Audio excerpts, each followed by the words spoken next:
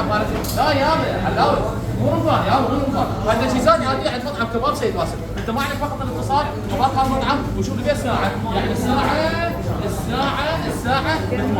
ب 8 وخابرنا على طلبيه قال هسه 15 من سيف هسه طبوا له الخطاب، خادم ونوس راح تقول الدوم راح تعال شوف الدوم تعال بالسيف تعال بالطيفات يما اللجعه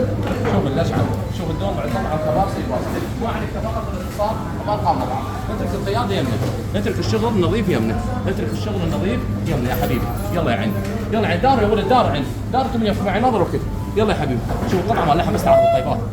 قطعه مال لحم 500 ارقام، شو يسمونه؟ 1 2 3 4 5 6 7 7 ارقام، ما عندي 7 ارقام، يلا عندي تعال عندي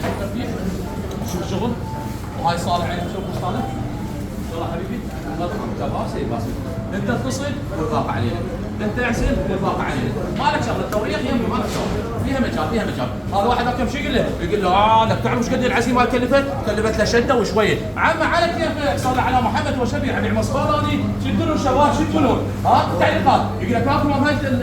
شو اسمه عزيمه كلفت شده، يعني سيد باسم قد حصل؟ يعني حصل 30 وقفه، يعني ما شلون حط حامد يقول يلا هو شنو حد يقول؟ هو شنو تابريتر جاي يبيع مال دراجه هو غير اكيد وغير لحم وغنم عراقي من مطعم كباب سيد باسم ويوقع لحم الخروف معروف.